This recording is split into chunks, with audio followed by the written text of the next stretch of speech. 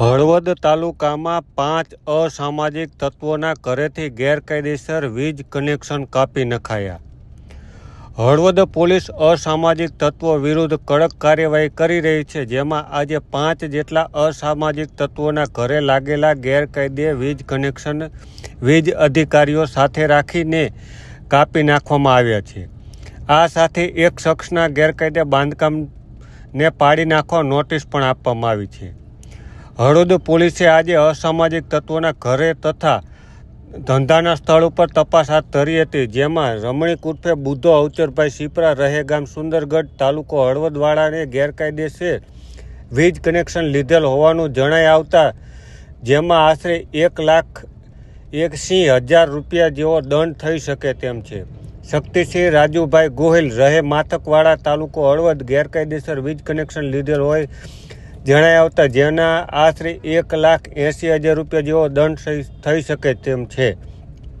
પિન્ટુ અશોકભાઈ બોરણીયા અને મયુર અશોકભાઈ બોરણીયા રહે માથક ગામવાળાનું ગેરકાયદે વીજ કનેક્શન લીધેલ હોવાનું જણાઈ આવતા જેને વીજ વાયર કબજે કરી તેના વિરુદ્ધ નોટિસ કાર્યવાહી કરવામાં આવી છે. મેહુલ રમણીક ગોઠી રહે કણબીપરાવાળાનું વીજ કનેક્શન લીધેલ હોય જે ગેરકાયદેસર હોય જેમાં આશરે 70,000 રૂપિયા જેવો દંડ થઈ શકે તેમ છે.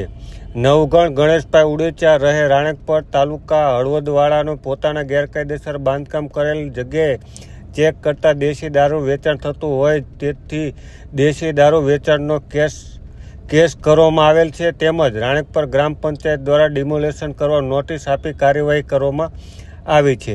આ કામગીરી મોરબી એસપી રાહુલ ત્રિપાઠી તથા ડીવાયએસપી સમીર સાડાની સૂચના મુજબ હળવદ પીઆઈ આર.ટી. વ્યાસ તથા તેમની ટીમ દ્વારા કરવામાં આવ્યું છે, જેમાં પીજીવીસીએલના અધિકારીઓ સહિતના હાજર રહ્યા હતા અને અલગ અલગ જગ્યાએ કામગીરી કરવામાં આવી હતી.